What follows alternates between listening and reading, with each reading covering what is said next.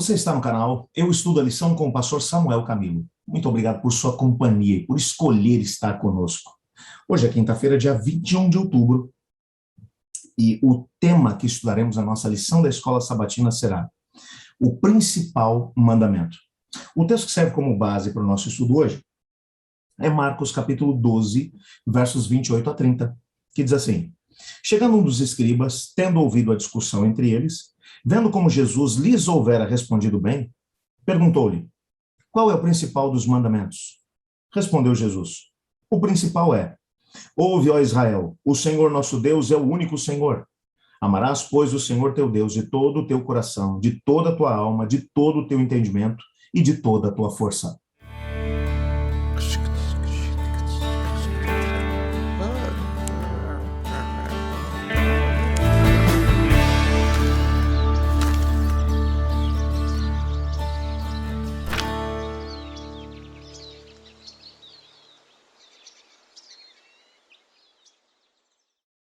Existem algumas pessoas que têm a tendência de, repetidas vezes, fazer uma separação entre o Antigo e o Novo Testamento, achando que se tratam de questões completamente distintas.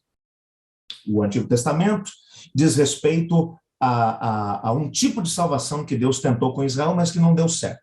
Salvação mediante a guarda dos mandamentos de Deus. No Novo Testamento, no Novo Testamento, tudo gira em torno da graça de Deus. A salvação é pela graça mediante a fé.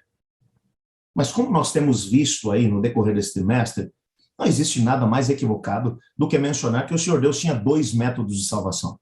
E que um deles, aliás, não deu certo. Como é que Deus tomaria à frente, estabelecendo um plano que seria fracassado? Se Deus é onipotente, é onipresente, é onisciente. Se o futuro não o apanha desprevenido. Mas ele é capaz de, com séculos de antecedência, de mencionar aquilo que vai estar acontecendo. Então, na verdade, a salvação sempre foi pela graça mediante a fé. E o amor sempre foi a base da relação com Deus. Mas, por outro lado, os mandamentos nunca foram secundários dentro dessa relação. É bem verdade que os mandamentos não foram dados com o propósito de salvar alguém. Nunca foi esse o propósito dos mandamentos. Os mandamentos sempre foram dados como um desdobramento, como uma evidência do amor que nós temos para com Deus. É tanto que, quando Cristo Jesus esteve aqui na Terra, um mestre da lei, um indivíduo que vivia exclusivamente para ensinar as interpretações da lei para as pessoas daquele tempo. Esse indivíduo que era um especialista da lei chega para Jesus e fala assim: Jesus, qual é o maior dos mandamentos? E se tem uma coisa que esses caras entendiam, era de mandamentos. Aliás, eles pegaram todos os mandamentos que apareciam dentro da Torá e eles subdividiram em 613 mandamentos. Então, eles entendiam de mandamento.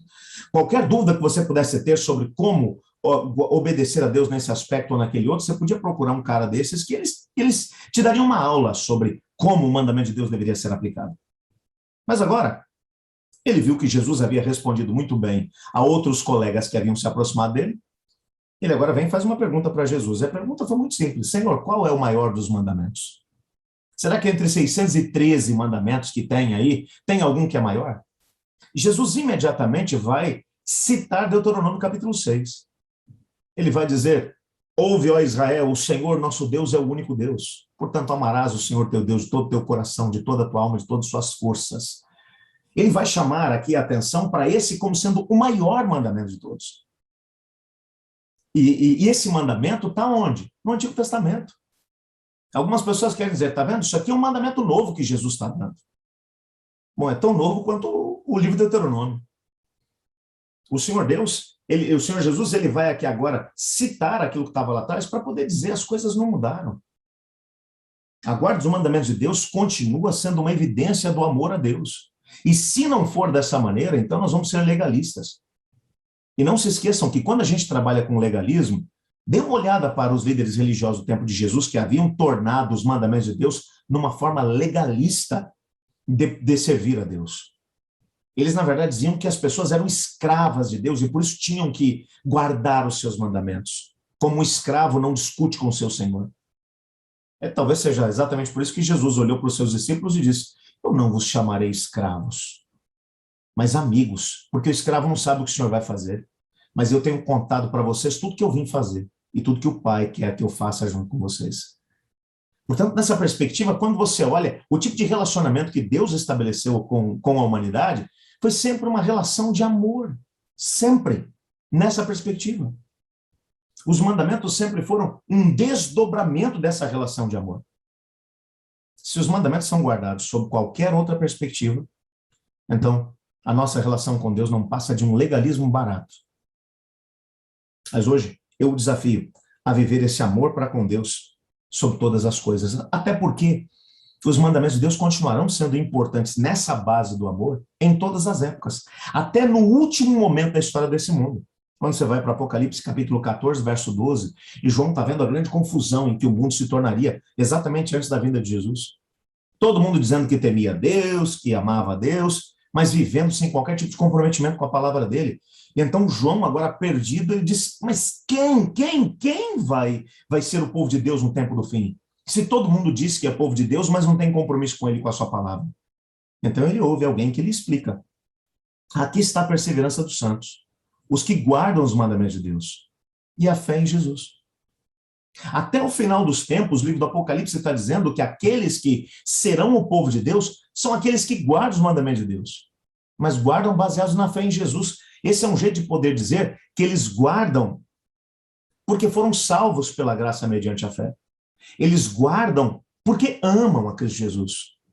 E Cristo havia dito, antes de subir ao céu: se você me ama, guarde meus mandamentos. Eu quero dizer a Deus: Senhor, me ajude a viver essa dimensão de relacionamento contigo. Você não quer me acompanhar nessa oração? Obrigado, Senhor, porque em tua palavra descobrimos que o teu amor para conosco é o que nos motiva a ser fiéis a ti. Ajuda-nos a viver cada princípio do teu amor, pois é em nome de Jesus que oramos. Amém. Eu estudo a lição. E você?